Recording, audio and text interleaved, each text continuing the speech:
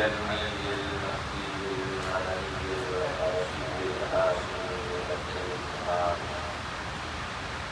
السيد البهي السراج النبي الكوكب الدري صاحب وقار السكينة المحمود يوم المدينة العبد المؤيد والرسول المصدق المصطفى الأمجد المحمود الأحمد حبيب إله العالمين وخاتم النبيين السيد المرسلين وشفيع المذنبين أبي القاسم محمد اللهم صل على محمد وآل محمد وعلى آله الطاهرين المعصومين المؤمنين المتقين الطاهرين. قال الله تبارك وتعالى في القرآن الكريم بسم الله الرحمن الرحيم إني جاعلك للناس إماما. صلاة على محمد وآل محمد. اللهم صل على محمد وآل محمد. ميجل berjalan ke depan Muhammad wa ali Muhammad. اللهم صل على محمد وآل محمد.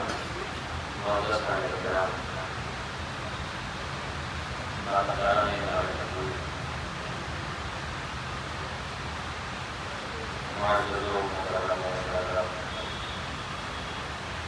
Layaknya sekarang. Asyik akan दूसरी मजलिस के जरिए आखिर से करने का शरफ हासिल हो रहा है। कल की मजलिस में जैसा कि हमने अर्ज किया कुछ तंकीदी गुफ्तगू और फिर उसके बाद इमामत के मौजूद में थोड़ा सा तलाशी और कोशिश ये की गई कि किसी ऐसे मौजू का इंतखाब किया जाए कि जिसकी ज़रूरत हर वक्त हर ज़माने में है। इमामत एक ऐसा मौजू है कि अगर ये मौजू खत्म हो जाए तो फिर क़यामत शुरू हो जाती है। जैसे कि उसूल दीन में हमने पढ़ा कि उसूल दीन 5 हैं: तौहीद, अदल, नबूवत, फिर इमामत और फिर क़यामत।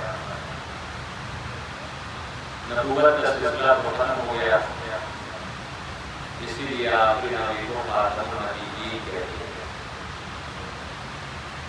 ऐसा नबी के रिश्ते नबूवत तमाम हो गई, मुकम्मल हो गई।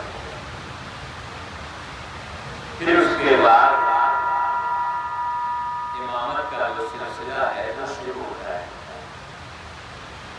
मैंने कुरान मजीद की आयत पढ़ी थी, उसमें खुदावंद आलम सूरह बकरा में इरशाद फरमाता है, सूरह बकरा आयत नंबर 124 में, वइज़ इब्तला इब्राहीम रब्बुहु बिकलिमातिन फअतम्महुन्ना क़ाल इन्नी जाइलुका लिन्नासि इमामा क़ाल व मिन ज़ुर्रिय्यती क़ाल ला यनालु अहदिज़ ज़ालिमीन। तर्जुमा कुछ इस तरीके से अगर गुफ्तगू हुई थी, मैंने अर्ज़ किया था कि फ़लसफ़े इमामत और उसके फ़ायदे, इसमें ज़रूरत इमामत भी आएगा। मैंने ये भी अर्ज़ किया था कि हम धीरे धीरे इस मौजूद को लेकर आगे बढ़ेंगे, 35 से 40 मिनट के अंदर मजलिस को खत्म करना है। मैं अभी तारीफ नहीं करूँगा इमामत की, जो तारीफ अल्लामा अली ने की है।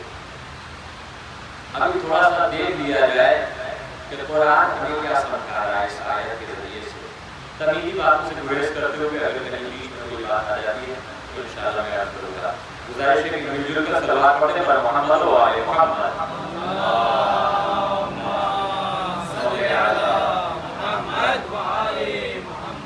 अब यहाँ से तवज्जो के साथ सुनिएगा। मौसम भी काफ़ी अच्छा है, اور یہ موسم آپ کی سماعت کے گرا بھی نہیں گزرے گا۔ اب اس خوبصورت موسم کے سائے میں کچھ خوبصورت باتیں بھی آپ کچھ گزار کر لیجیے۔ دیکھیے ایک طرف موسم باران رحمت کا اور ذکر کو بھی باران رحمت سے تعبیر کیا گیا ہے۔ باران رحمت کیا مطلب ہے؟ جب خدا اپنی رحمت کو نازل کرنا چاہتا ہے تو وہ برسات لاتا ہے، وہ بارش کرتا ہے۔ خدا بند عالم اگر کسی بولنے والے پر رحمت نازل کرتا ہے تو اسے ذکر علی کی توفیق دے دیتا ہے، اسے ذکر علی کی توفیق دے دیتا ہے۔ تو ارشاد ہو رہا ہے اور جب تمہارے اس کے رب نے، جس کے رب نے رب کی زمین جو پلٹ رہی ہے وہ ابراہیم کی جانب، اور جب اس کے رب نے، کس سے خطاب ہو رہا ہے؟ آخری نبی سے خطاب ہو رہا ہے، اور جب اس کے رب نے آزمائش کیا، امتحان کیا، ایگزام لیا، کس کا؟ ابراہیم کا، اور ابراہیم اس میں کامیاب ہو گیا، ابراہیم نے اسے مکمل کر دیا، فاتمہن، اور اسے مکمل کر دیا، کامیاب ہو گئے۔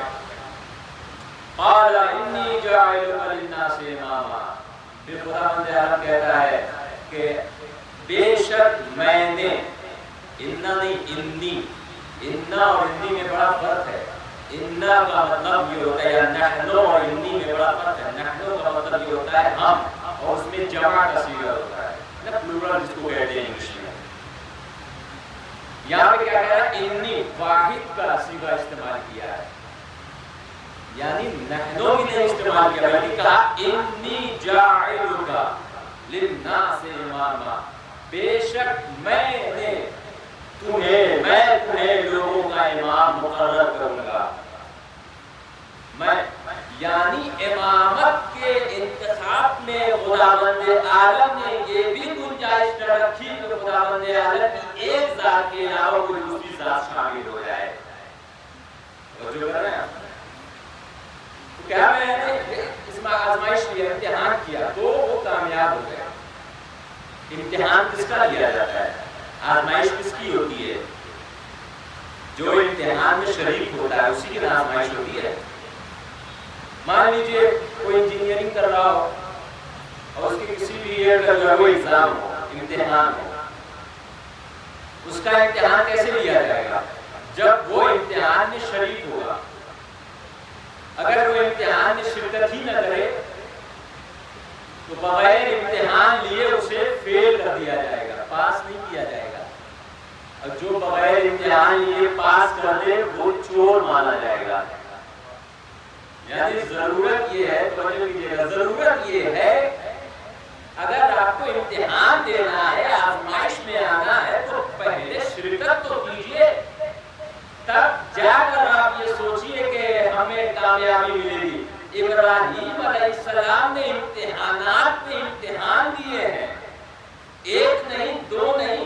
میں تفسیر بھی پڑھ دوں تو آیت ہے جو بغیر تفسیر کے کوئی آیت نہ بیان ہو، کیونکہ ہم اس در کے ماننے والے ہیں کہ جس کا کہنا یہ ہے کہ قرآن کی آیت اس وقت تک ناکافی ہے کہ جب تک تفسیر اہل بیت آگے بڑھ کے سہارا نہ دے دے۔ ہمارے لیے اہل بیت کی ذات بھی ہے۔ تفسیر طبری اور تفسیر طبرسی اور تفسیر فخر رازی، تینوں کی تفسیر کا نچوڑ میں آپ کے سامنے پیش کر رہا ہوں۔ اور تفسیر طبری صاحب کی ایک تفسیر، اور تفسیر برہان فی تفسیر قرآن جو غالباً آیت اللہ قرآنی کا یہ ان کی تفسیر ہے۔ یہ ساری تفسیر کا نچوڑ میں آپ کے سامنے پیش کر رہا ہوں، تاکہ یہ جو یہاں پر ہے کہ میں نے ابراہیم علیہ السلام کا امتحان لیا اور آزمائش لیا اور وہ اس میں کامیاب ہو گئے، آخر امتحان ہوا تو کس چیز کا امتحان ہوا؟ آخر میں ایک ایسی تفسیر پیش کر رہا ہوں کہ جس پہ تمام مسلمانوں کا اتفاق ہے، سب مسلمان اسے مانتے ہیں۔ سب سے پہلے جن کے ذریعے سے امتحان لیا گیا وہ یہ کہ جب آپ کو نار نمرودی میں پھینکا جا رہا تھا۔ نمبر 2، ختنے کا حکم بھی ابراہیم علیہ السلام کے زمانے میں آیا، جس کے ذریعے سے بھی آپ کا امتحان لیا گیا. کعبے کی تعمیر ابراہیم علیہ السلام کے ہاتھ, اس کے ذریعے سے بھی امتحان لیا گیا. اپنے بیٹے اسماعیل کو ذبح کر رہے ہیں, وہ بھی ایک امتحان ہے, اس کے ذریعے سے امتحان لیا گیا. بت کو توڑ رہے ہیں, بت شکنی کے بھی ذریعے سے آپ کا امتحان لیا گیا. اب مجھے ایک تفسیر اور ملی, میں وہ تفسیر کو پڑھتا ہوں. تفسیر القرآن کے مقدمے میں علامہ بولانی آیت نمبر 124 سورہ بقرہ کے اسی تفسیر میں بیان فرماتے ہیں کہ چھٹے امام جعفر صادق علیہ السلام, اللہم صلی علی محمد, وہ یہ فرماتے ہیں اس تفسیر میں کہ وہ اما ابراہیم فلما اتم ایمانہ بولایت علی وولدہ صلوات اللہ والسلام علیہ نزلت امر اللہ لہ انی جاعلک للناس اماما. چھٹے امام کیا فرماتے ہیں, یہاں پر جو کہا خداوند عالم نے کہ میں نے کچھ کلمات کے ذریعے سے ابراہیم علیہ السلام کو, توجہ کیجیے گا, ابراہیم علیہ السلام کا امتحان لیا اور ابراہیم اس میں کامیاب ہو گئے. تفسیر کرنے والوں نے بہت سی تفسیریں کی, بت شکنی, تعمیر کعبہ, بیٹے کو ذبح کرنا, قربانی, غلے کو دیتے جانا, ختنے کا حکم, طرح طرح کی چیزیں یہاں پہ شامل کی گئی ہیں. مگر جب چھٹے امام سے پوچھا گیا کہ یہاں پہ کلمات سے مراد کیا ہے, تو چھٹے امام نے فرمایا کہ جب ابراہیم علیہ السلام نے اپنے ایمان کو ولایت علی سے مکمل کیا, تب خدا نے کہا میں نے آپ کو لوگوں کا امام بنا دیا ہے. کب؟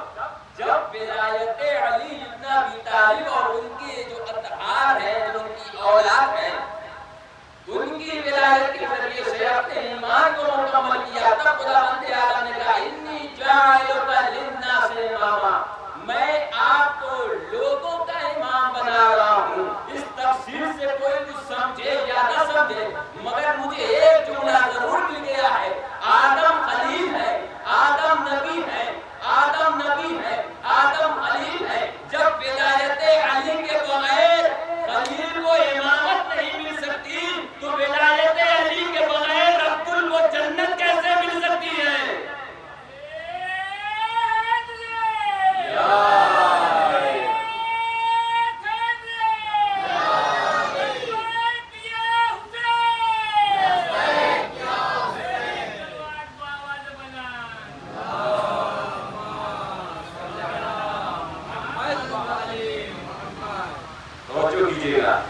جب آدم جیسے نبی کو امامت بغیر, یہ کوئی زبانی دعویٰ نہیں ہے, بلکہ پورے ریفرنس کے ساتھ اس روایت کا جو صفحہ نمبر بھی ہمارے پاس محفوظ ہے, یعنی کہ جب تک علی بن ابی طالب کی ولایت سے اپنے ایمان کو مکمل نہیں کیا, آدم علیہ السلام, ابراہیم علیہ السلام کو لوگوں کا امام نہیں بنایا گیا. ایک اور جملہ مل گیا کہ جو امتحان کے نتیجے میں امامت ملے وہ ابراہیم کی امامت ہے, اور جس کی امامت کے ذریعے سے لوگوں کا امتحان لیا جائے وہ علی کی امامت ہے. ایک صلوات پڑھیں پر محمد و آل محمد.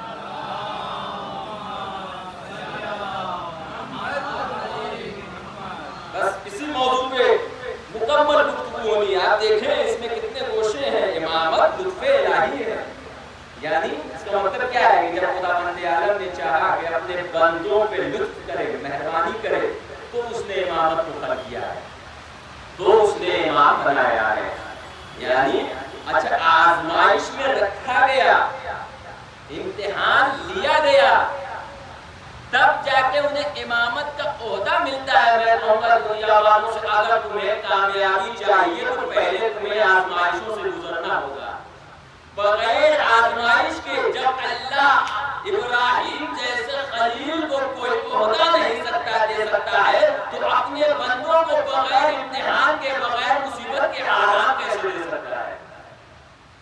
جب ابراہیم علیہ السلام کو بھی عہدہ دینے کا نمبر آیا تو پہلے آزمائش کیا. اب میں گفتگو کو آگے بڑھاتا ہوں. وَإِذِ ابْتَلَىٰ إِبْرَاهِيمَ رَبُّهُ, تو کیا کہا انی جاعلک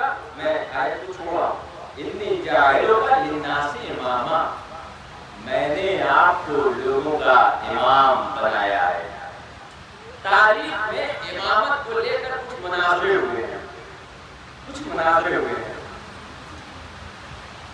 ایک بہت بڑے مناظرہ کرنے والے چھٹے امام کے شاگرد، آپ نے شاید نام سنا ہوگا، ہشام بن حکم۔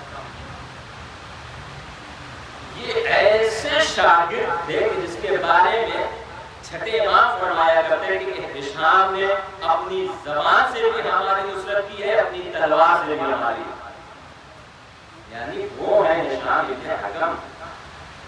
اہل بیت کے فضائل تو ہے ہی بہت زیادہ، ان کے شاگردوں کے اتنے فضائل ہیں۔ اگر آپ دیکھیں گے کہ یہی چھٹے امام کے شاگرد ہے، یہی چھٹے امام سے توسل کرنے والا، یہی چھٹے امام سے محبت کرنے والا ایک ایسا بھی شاگرد ہمیں ملا کہ سارے لوگ اسے پاگل کہتے تھے، دیوانہ کہتے تھے، مگر اہل بیت اسے پہلو دانا کہا کرتے تھے۔ یہ اہل بیت کی فضیلت تو ہے ہی، مگر ان کے شاگردوں کی، ان کے اسٹوڈنٹ کی اتنی فضیلتیں ہیں کہ آپ اگر صرف ان پہ مالش پڑھیں گے تو فضائل میں کوئی کمی نہ آئے گی۔ وہ کہ جو مختار خدا، خدا کے مختار ہونے کا انکار تھا، اسے اسی جعفر صادق علیہ السلام کے شاگرد نے ایک ڈھیرے سے سمجھا دیا، ایک ڈھیرے سے اسے سمجھا دیا، اور یہ بھی بتا دیا کہ دیکھو امام جب غلام ایسا ہے تو اس کا امام کیسا ہوگا۔ تو میں عرض کر رہا تھا ہشام بھی بہت بڑے، انہوں نے توحید، امامت، نبوت، ان تین موضوعات پہ سب سے زیادہ ڈیبیٹس کیے ہیں، سب سے زیادہ مناظرہ کیا ہے، سب سے زیادہ۔ میں اب روایت نقل کرتا ہوں، موسم حج کے موقع پہ چھٹے امام ایک جگہ بیٹھے ہوئے تھے، اتنے میں ہشام بن حکم بھی وہاں پہ تشریف رکھتے تھے۔ سنیے گا، امام جعفر صادق اسلام کہتے ہیں کہ ہشام ذرا اس مناظرے کو بیان کرو جو تم نے بصرہ میں کیا تھا۔ یعنی امام جو ہے اگر کسی مناظرے کو سننے کا متلاشی ہے، شوق رکھتا ہے، تو اس کا مطلب کہ اس مناظرے میں کوئی بات رہی ہوگی، ورنہ امام کو کہتے ہیں ہشام ذرا اس مناظرے کو سناؤ کہ جو تم نے بصرہ میں کیا تھا۔ اب یہاں ایک لطیف نقطہ سن لیجیے گا، ہشام بن حکم نے کہا کہ مولا آپ کے ہوتے ہوئے میں لب کشائی کروں، آپ کی جلالت مانے ہو رہی ہے۔ ایک مرتبہ امام نے کہا کہ جو میں حکم کر رہا ہوں تم اس کی تعمیل کرو، اسے بجا لاؤ، اس کی تعمیل کرو، اسے بجا لاؤ۔ ہشام بن حکم نے کہا کہ سنیے گا، آرام سے سن لیجیے گا۔ ہشام بن حکم نے کہا ٹھیک ہے۔ کہتے ہیں کہ میں نے سنا تھا کہ بصرے میں ایک شخص ہے، بہت بڑا عالم، بہت بڑا عالم، وہ اپنے شاگردوں سے یہ کہہ رہا ہے کہ امام کچھ ہوتے نہیں ہیں، امامت کی ضرورت ہی نہیں ہے، امام کیوں؟ میں یہ سنا، مجھے بہت برا لگا کہ اس کو امامت کی ضرورت نہیں سمجھ میں آ رہی ہے۔ سنیے گا کہ امامت کی کیا ضرورت ہے۔ اس نے کہا کہ میں نے اس کی تلاش میں چلنے لگا، مجھے پتا چلا کہ کسی مسجد میں درس دے رہا ہے، وہ کسی مسجد میں درس دے رہا ہے۔ میں داخل ہوا، میں نے دیکھا کہ وہ بیٹھا ہوا ہے، میں اس کے قریب جا کے بیٹھ گیا۔ اس وقت ہشام بن حکم جو تھے نوجوان تھے، ابھی ضعیف بھی نہیں ہوئے ہیں، علم میں عمر بھی بہت زیادہ نہیں ہوئی ہے، سن رسیدہ بھی نہیں ہے، چھوٹی سی عمر میں ہے، مگر علم ہے۔ مطلب کیا ہے؟ مطلب یہ ہے کہ اگر آپ کم سن بھی ہیں، کم علم والے، اگر کم سن بھی ہیں، کم عمر والے بھی ہیں، لیکن اگر آپ کے پاس علم ہے تو دربار میں اچھے اچھے بوڑھوں کی بولتی بند کر سکتے ہیں، صرف دربار میں نہیں، اپنے سماج میں بھی، اپنے سوسائٹی میں بھی۔ بیٹھے، کہا کہ میں آپ کے پاس بیٹھ سکتا ہوں؟ کہا کہ ہاں بیٹھو۔ سننے لگا وہ گفتگو۔ ہشام بن حکم نے کہا کہ کیا آپ مجھے اجازت دیتے ہیں کہ میں بھی آپ سے کچھ سوال کروں؟ اس نے کہا ہاں سوال کرو۔ کہا سوال کرو. ہشام ابن حکم نے کہا یہ بتائیے کہ آپ کے پاس آنکھ ہے؟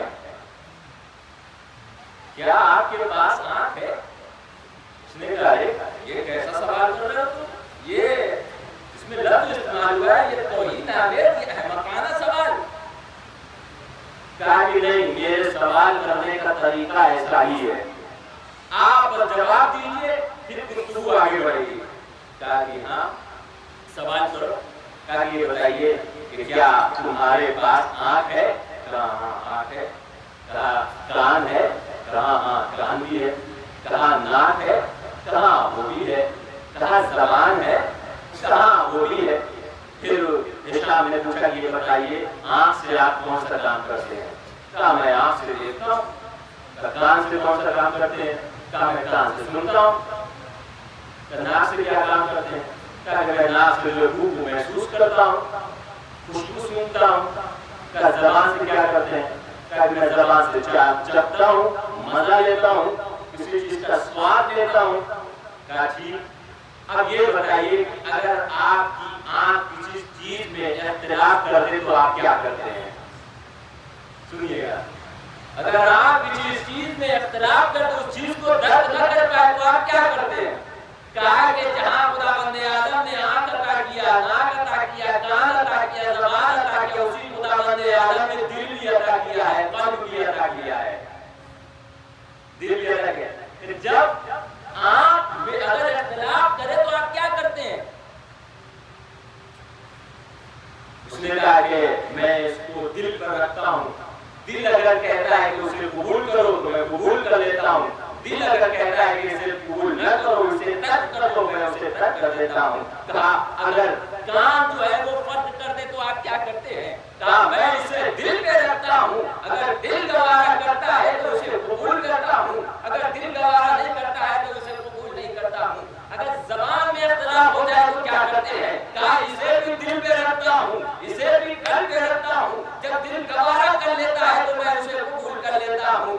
گرچہ آنکھ، کان، ناک، زبان، اس سب چیزوں میں اختلاف ہوتا ہے تو میں اسے دل میں رکھتا ہوں. ہشام نے فوراً کہا اس کا مطلب یہ ہے کہ تمہارے دل، تمہارے بدن میں، تمہارے اعضاء میں دل کی وہی حیثیت ہے جو دین میں، شریعت میں ایمان کی حیثیت ہوتی ہے. تمہارے دل، تمہارے بدن میں دل کی وہی حیثیت ہے جو ایمان کی ہوا کرتی ہے.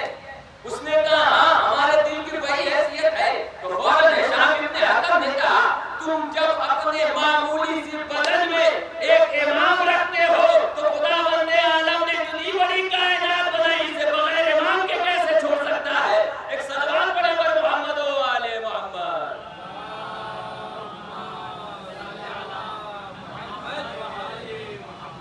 ایک اور سلوات پڑھے مجھول کر پر محمد و آل.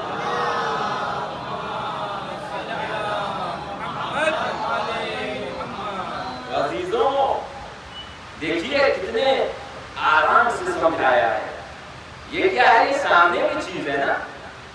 آپ کوئی بھی چیز بنائے، کوئی کمپنی بنائے تو اس کا مالک یہ نہیں کہتا میں مالک ہوں، اب کمپنی میں مینیجر کی ضرورت نہیں ہے، ورکر کی ضرورت نہیں ہے، کسی کی ضرورت نہیں ہے. وہ مینیجر کو فکس کرتا ہے، معین کرتا ہے، وہ بھی جانتا ہے میں مالک ہوں، بیوقوف نہیں ہوں جو اپنی کمپنی کو بغیر مینیجر کو چھوڑ دوں. اگر ایسا ہو گیا نا تو ایک دن بھی کمپنی نہیں چلے گی. اب مسلمانوں کو یہ تو سمجھ میں آنا چاہیے خداوند عالم نے اس کائنات کو بنایا، اتنی بڑی کائنات کو بغیر ایمان کے کیسے چھوڑ سکتا ہے؟ ہوگا وہی کہ جو نہیں ہونا چاہیے تھا. اب ظاہر ہے کہ اس بحث میں نہیں پڑ رہا ہے. تو ہشام ابن حکم نے یہ مناظرہ جیت لیا. اس نے پھر بڑھ کر ایک جملہ کہا جو شاید آپ لوگوں کے لیے بھی ایک پیغام ہو. اس نے کہا کہ تم ہشام ابن حکم ہو نا؟ ہشام ابن حکم نے کہا خیر نہیں. کہا کہ تم کہاں سے ہو؟ کہا کہ میں کوفے کا رہنے والا ہوں. پھر اس نے کہا کہ ہاں تم ہی ہشام ابن حکم ہو. کہا میں ہشام ابن حکم ہوں. اس نے یہ کہا کہ میں یہ سمجھتا تھا کہ سارے شیعہ جذباتی ہوا کرتے ہیں لیکن تم جذباتی نہ ہوئے. اس نے کہا یعرف الامام الا الامام، یعنی ہم امام کو صرف امام پہچانتا ہے. پھر اس نے جملہ یہ کہا کہ ہم شیعہ جذباتی نہیں ہوتے ہیں بلکہ ہم شیعوں نے علی کی ولایت کو عقل و دلیل سے مانا ہے، ایسے ہوا میں ہم نے علی کی ولایت کو نہیں مانا ہے. ایک سلوات پڑھے پر محمد و آل محمد.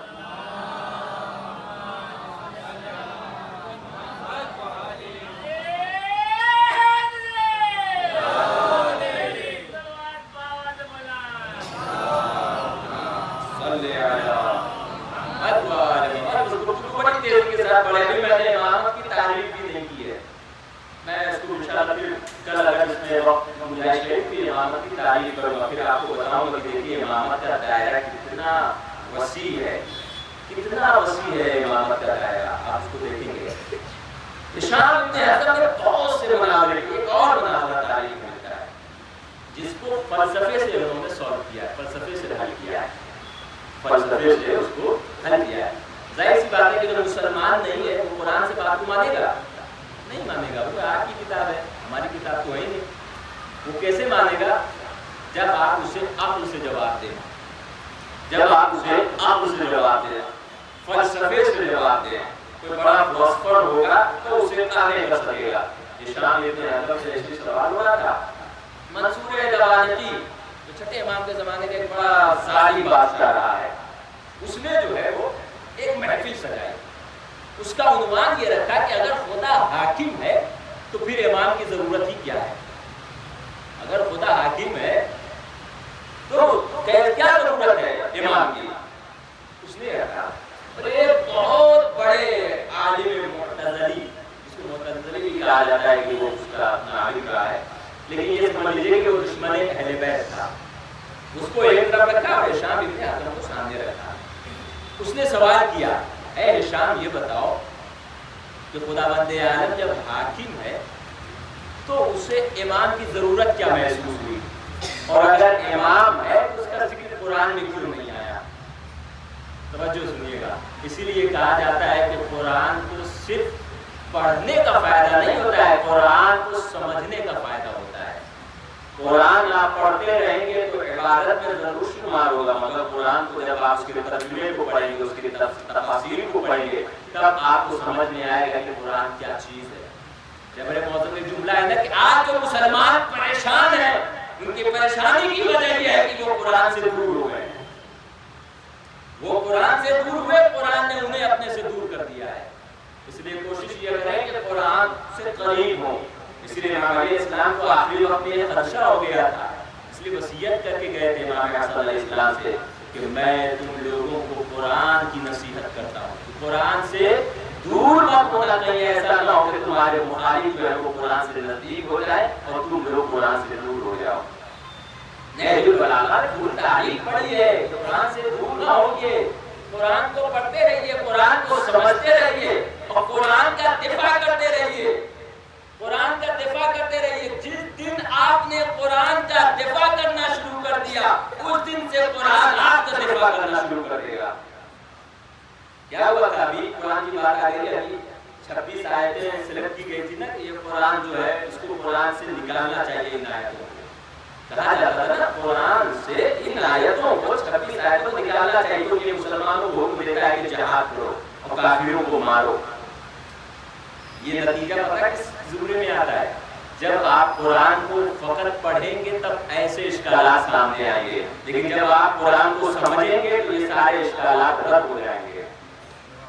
کیونکہ قرآن جو ہے وہ قصے اور کہانیوں کی محض کتابیں نہیں ہے. قرآن وہ ہے کہ جو ہر وقت اور ہر حساب کی چیزوں کو بتاتا ہے. قرآن وہ ہے کہ جو ہر زمانے کے لوگوں کی ہدایت کرتا ہے، بالکل ویسے ہی جیسے امام ہر زمانے کے لوگوں کی ہدایت کرتا ہے. آپ کہیں گے کیسے؟ امام کا جملہ ہے کہ اپنے بچوں کی اگر تربیت کرو تو آنے والے زمانے کے حساب سے کرو. یہ ماڈرن ایجوکیشن آج کا کانسیپٹ ہے، یہ بہت پرانا کانسیپٹ ہے اہل بیت علیہ السلام کا، کہ جس علم کی تمہیں ضرورت ہونے والی ہے مستقبل قریب میں، اس علم کی تیاری کرو. اس لیے رہبر معظم نے اے آئی اور چیٹ جی پی ٹی کے فوکس کرنا شروع کر دیا ہے کہ اگر ہم اے آئی انٹیلیجنس والے علم میں پیچھے رہ گئے تو ہم زمانے سے پیچھے ہوتے رہ جائیں گے. اس لیے اپنے بچوں کو اور اپنے لوگوں کو اس فیلڈ میں مہارت دیجیے اور انہیں بتائیے کہ یہ فیلڈ ہے، علم ہے۔ بہرحال اگر آپ نے اس علم سے حسن استفادہ نہیں کیا تو دشمن اس علم سے سوء استفادہ کر لے گا۔ بالکل ویسے ہی کہ جیسے پرمانو بم بنانا، ایٹم بم بنانا یہ علم تھا، مگر اسے جاپان اور ہیروشیما اور ناگا پہ گرانا یہ اس علم کا درپیوگ تھا، مس یوز تھا۔ اس لیے آپ کو ایسا علم حاصل کرنا ہے کہ اس سے لوگوں کو فائدہ ہو۔ اسی لیے رہبر معظم جو ہے اس پر اپنے فتوے کو رکھتے ہیں کہ کوئی ایسا بم یا کوئی ایسا آلہ بنانا جس میں معصوموں کی جان چلی جائے، وہ اسلام جو ہے اس کی اجازت نہیں دیتا ہے۔ لیکن اگر یہ وقت کی ضرورت ہو جائے اور دشمن اڑ جائے کہ ہم تمہیں ایٹم بم نہیں بنانے دیں گے تو پھر اس کی ہم پرواہ بھی نہیں کرتے ہیں، فکر بھی نہیں کرتے ہیں۔ اسلام کی اور مسلمان کی حفاظت کے لیے ہم جس قدم پہ جانا چاہیں اس قدم پہ جائیں گے، جس قدم پہ بھی جانا چاہیں اس قدم پہ جائیں گے۔ تو قرآن سے اپنے آپ کو قریب، اس نے کہا قرآن نے کہاں، ابھی جو اشکال رہ گیا تو 26 آیتیں اس کے بارے میں کہا گیا یہ جو ہے مسلمانوں کو جہاد کی طرف رغبت دیتا ہے۔ دیکھیے اگر قرآن کو سمجھانے کے لیے ہمارے پاس امام نہ ہوتا نا تو ہم بھی اس کا شکار ہو جاتے، لیکن شکر خدا کیجئے کہ آپ کے پاس زندہ امام موجود ہے، زندہ امام موجود ہے۔ سورہ توبہ کی کچھ آیتیں تھیں کہ جس کے بارے میں کہا جاتا ہے کہ اس میں ہے کہ کافروں کو جہاں پاؤ انہیں قتل کر دو، جبکہ اسی آیت سے پہلے میں ایک چیز کہوں گا، اگر میری آواز جو بھی سن رہا ہو، قرآن کی ایک آیت سے آپ قرآن کو نہیں سمجھ سکتے ہیں، آپ اس کے سیاق و سباق کو پڑھنا پڑے گا۔ قرآن کی جو یہ آیت ہے کہ جہاں کافر ملے انہیں قتل کر دو، یہ ہر زمانے کے کافروں کی بات نہیں ہو رہی ہے، بلکہ یہ احد کے زمانے کے کافروں کی بات ہو رہی ہے۔ اس کے پیچھے بھی ریزن رہا ہے، ایسا نہیں کہ اس زمانے میں بھی ملے اور مار دو، یہ نہیں، کیونکہ اسلام جو ہے وہ الٹی کھوپڑی والا مسلمان نہیں چاہتا ہے، وہ سیدھی کھوپڑی والا مسلمان چاہتا ہے۔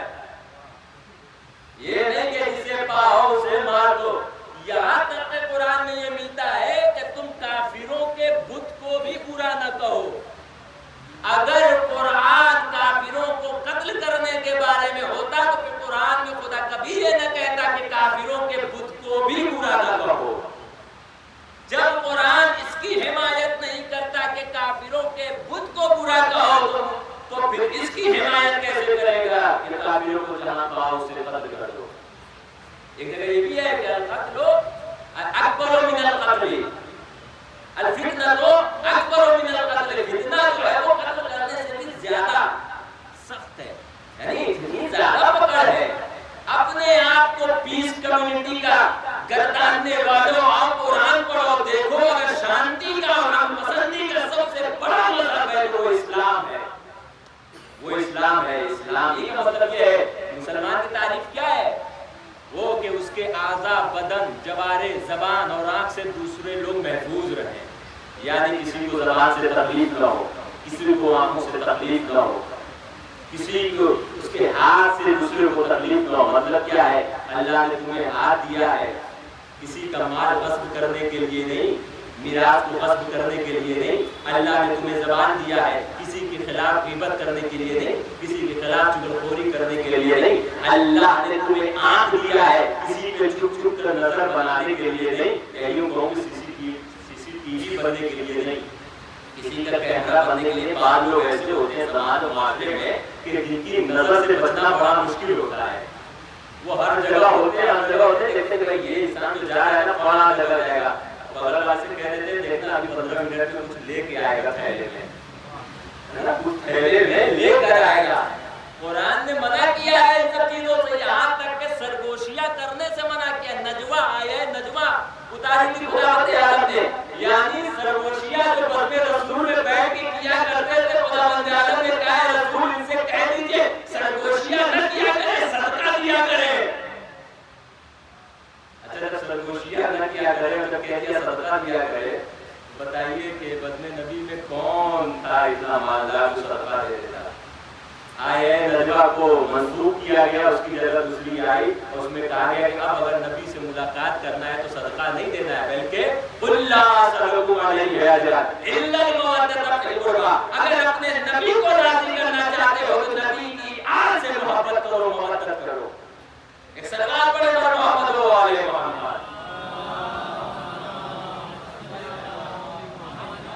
بس میرے عزیزوں وقت ختم ہو گیا ہے, بات بہت آگے ہے. میں بس قرآن کو جواب دے دوں گا, مختصر مسئلہ میں آپ کو پڑھوں گا کہ وقت کے اندر جو ہے بات ہو جائے. یہ جو قرآن کی آیت ہے نا, یہ وقت کے لیے تھا کہ جب مسلمانوں کو پریشان کیا جاتا تھا, انہیں مار دیا جاتا تھا, تو اور پھر ان سے معاہدہ کیا گیا.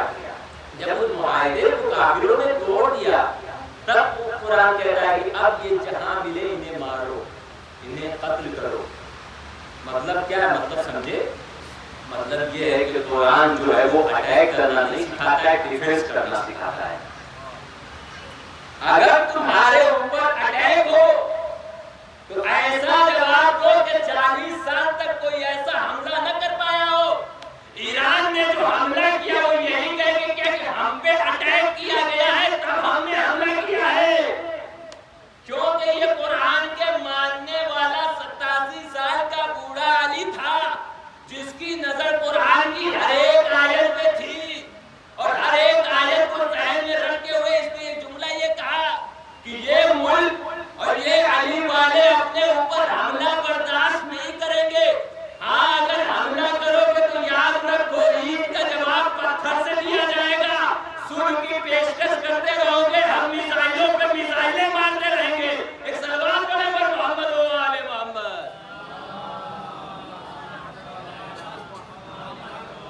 بس میرے عزیزوں کو گفتگو ختم کر رہا ہوں.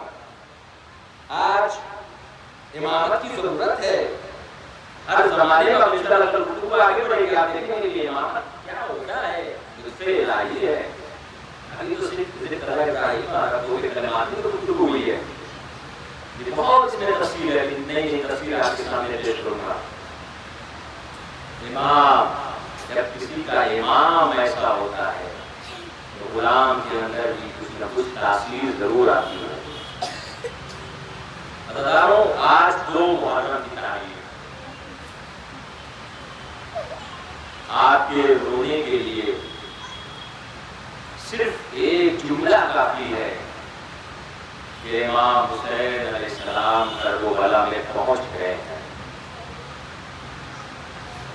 عزیزانو, تاریخ یہ کہتی ہے کہ 2 محرم کو امام حسین علیہ السلام کربلا کے میدان میں پہنچ جاتے ہیں. جب امام کربلا میں پہنچے نا, لوگوں کا قافلہ جو ہے وہ آگے جا رہا تھا. لوگوں نے دور سے کچھ چیزیں دیکھی تو ان کو لگا کہ شاید کوفہ نزدیک ہو گیا ہے. کسی نے امام سے کہا کہ مولا کوفہ نظر آ رہا ہے. امام نے کہا کوفہ اس راستے پہ کہاں, ابھی تو کافی دور ہے. امام کوفہ جانے کے لیے گئے. جب وہ لوگ قریب آئے تو لوگوں نے دیکھا کہ نہیں, یہ کوفہ نہیں ہے, یہ کچھ افراد آ رہے ہیں کہ جن کے ہاتھوں میں پرچم ہے. وہ ایسا لگ رہا ہے کہ کسی نخلستان یا کھجور کا پیڑ ہے. وہ قریب آ رہا ہے. امام نے کہا کہ سب لوگ یہیں پہ رکے اور سب لوگ جو ہے وہ پانی جتنا ہو سکے پانی اپنے ظرف میں بھر لیں. کوئی برتن, کوئی ظرف خالی نہ رہے, سارے مشکیزوں میں پانی کو بھر لیا جائے. لوگوں نے سوچا کہ امام کیوں اس موقع پہ پانی بھرنے کرے, کیونکہ ابھی تو آگے پانی ملنے والا ہے. امام نے کہا نہیں, سارے مشکیزوں کو دور کر لیا جائے. یہ حقیقت تو تب ہوئی جب سامنے سے وہ لشکر آ رہا تھا, وہ اور نزدیک ہوا. امام نے دیکھا, کیا دیکھتے ہیں کہ وہ لشکر والے بڑے پیاسے ہیں. وہ لشکر والے بڑے پیاسے ہیں. تاریخ میں لکھا ہے کہ اس لشکر کا جو سربراہ تھا جسے حر کہا جاتا ہے, وہ نیچے اترتا, اترنے کے بعد کہتا ہے مولا ہمارا لشکر بہت پیاسا ہے, ہمارا لشکر بہت پیاسا ہے. اگر پانی نہ ملا تو سارا لشکر جو ہے وہ تڑپ تڑپ کے مر جائے گا. ایک مرتبہ امام حسین علیہ السلام نے کہا عباس سارے مسجدوں کو پانی کو رہا کر دیا جائے، اس لشکر کو پانی دیا جائے، یہ بہت پیاسا ہے۔